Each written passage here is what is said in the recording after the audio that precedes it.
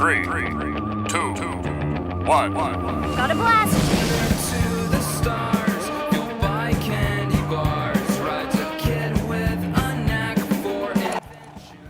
Hola, ¿qué tal? Nosotros somos el equipo de Return Zero conformado por Mario Cámara, Jesús González, Daniel Marrufo, Gabriel Pino y su servidora Sofía Riverol. El día de hoy les presentamos nuestro proyecto, el análisis del volante de inercia automotriz para la materia de dinámica.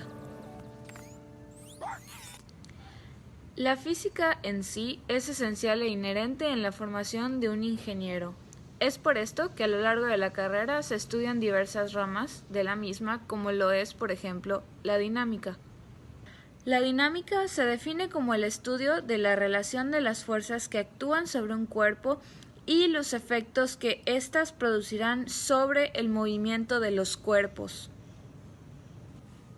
Es entonces que por definición la dinámica es de suma importancia para un ingeniero automotriz, ya que en este ámbito siempre nos encontramos rodeados por objetos que se encuentran en constante movimiento.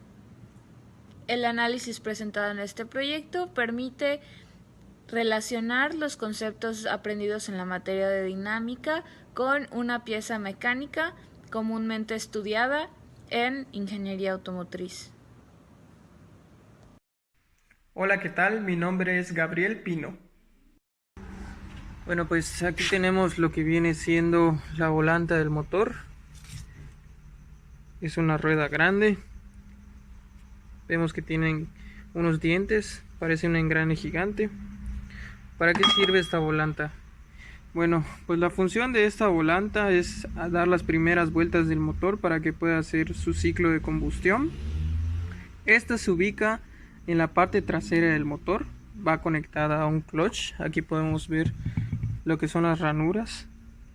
Aquí entran los tornillos para el clutch y estos son unos plintes que llevan el cigüeñal. Ayuda para mantener la inercia de que no se vaya a apagar el motor y el ciclo pueda seguir hasta que la ignición se corte. Aquí la tenemos puesta.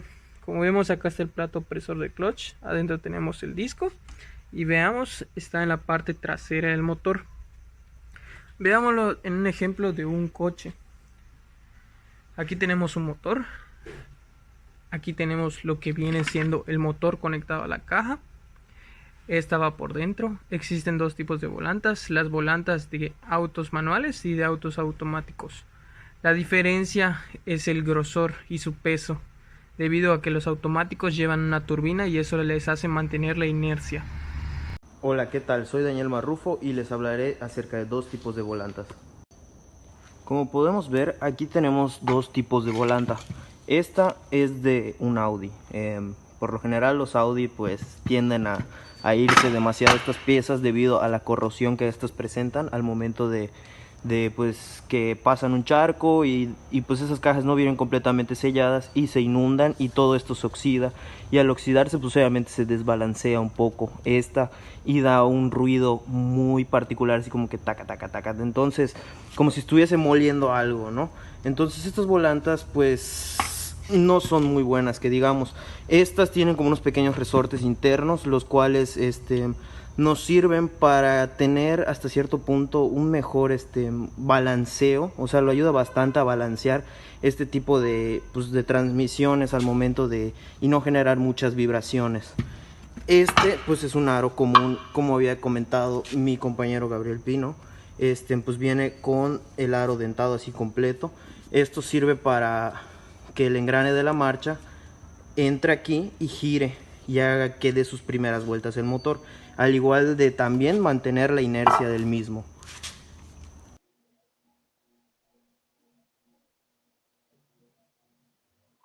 Bien, tenemos un problema que nos dice que un motor funciona en ralentía a 1100 revoluciones por minuto. Calcular la energía cinética para un volante de inercia bimasa. Bimasa significa que el volante tiene dos discos, uno exterior y uno interior. ¿En qué afectará si varía su tamaño y su masa? Aquí tenemos una tabla de datos donde podemos observar tres casos diferentes para el mismo problema, con las variaciones marcadas en color rojo. Un caso inicial, el caso 2 donde varían el radio del disco interno y externo, y el caso 3 donde varían la masa de estos discos Y para los tres casos, la velocidad angular del cigüeñal, que es de 1100 revoluciones por minuto, o convertido a radianes sobre segundo, que es de 115.2. El volante de inercia, de manera muy genérica, se compone de los dos discos y tornillos, en este caso 6. Como podemos observar, para ambos tipos de elementos se utiliza la misma fórmula para hallar su momento de inercia rotacional, que es un medio de su masa multiplicado por el radio al cuadrado. Aquí tenemos un listado de las fórmulas que se usarán. Como se mencionó anteriormente, se desea hallar la energía cinética rotacional del volante como una sola pieza. Y la fórmula para hallar esto es de un medio del momento de inercia rotacional por la velocidad angular al cuadrado. Pero el volante, al tener dos discos y 6 tornillos, el momento de inercia general será la suma de los momentos de inercia para cada uno de sus elementos. Para los tornillos podemos observar que, como sus centros de masa no pasan por el eje de rotación, que es el cigüeñal, habrá que aplicar el teorema de Steiner para hallar su momento de inercia rotacional de cada uno. Como todos tienen la misma masa, se puede hacer un solo cálculo para los 6. Tomemos como ejemplo el caso 1. El primer paso es hallar el momento de inercia para cada elemento. Para el disco interno se aplica la fórmula del disco, que es un medio de la masa del cuerpo rígido multiplicado por su radio al cuadrado. Se sustituyen los valores y obtendremos el resultado, que es de 0.02233 kilogramos por metro cuadrado. Para el disco externo es el mismo procedimiento, únicamente sustituyendo los valores correspondientes.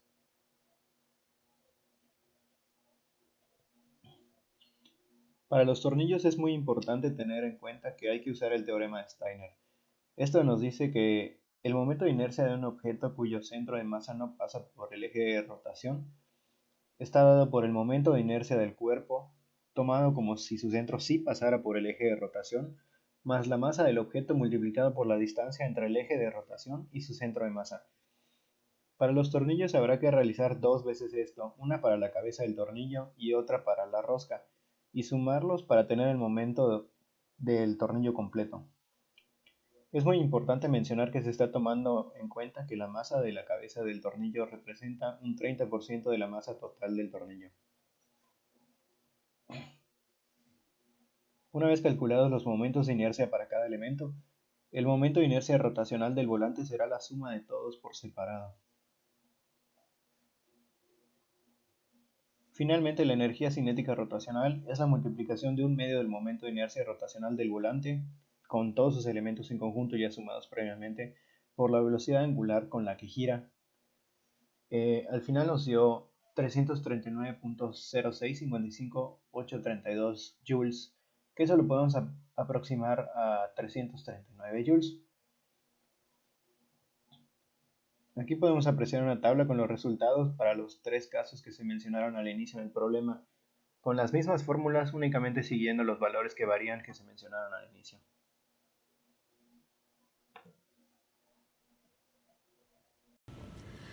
Después de la resolución de los tres casos presentados, podemos observar que la inercia y la energía rotacional están relacionados al radio del disco, ya que al reducir o incrementar esta, las anteriores también lo hacen. El momento de inercia y la energía rotacional entonces se relacionan de la misma manera con la masa. Es por esto también que debemos considerar que mientras más aumente la masa del disco, también aumentará su inercia rotacional, lo que, de acuerdo con las leyes de la inercia, también hará que sea más complicado detenerlo en caso de que esté en movimiento, o ponerlo en movimiento en caso de que se encuentre en reposo. Y como última observación, obviamente al incrementar la masa del volante, el vehículo se vuelve más pesado, por lo que se vuelve más lento, o para evitar esto es necesario compensarlo con otros factores.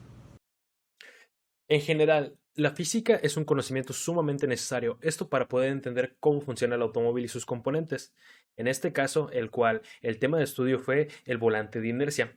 Esta vez se pudo ofrecer cómo el funcionamiento de este elemento es física pura, y gracias al análisis de los tres casos se puede entender que en el diseño final de un volante de inercia depende directamente del propósito para que se busque diseñar el motor donde se vaya a acoplar el volante. Si se desea diseñar un motor que permita al auto acelerar rápidamente, el volante de inercia debe tener una masa menor y un tamaño menor, pero si se desea lograr un motor que trabaje más suave y sin fluctuaciones posibles, habrá que aumentar el tamaño de los discos, pero no aumentar demasiado la masa, pues implica mayor gasto de energía, por consiguiente, mayor consumo. Es por eso que al momento de aplicar una volanta de inercia se necesita tener el conocimiento matemático y físico para no cometer errores. Esto debido a que el motor es un sistema de engranajes muy preciso que necesita estar en constante sincronización y movimiento preciso, y todo esto depende única y directamente de las fórmulas y cómo se van aplicando. Muchas gracias. With a superpowered mind.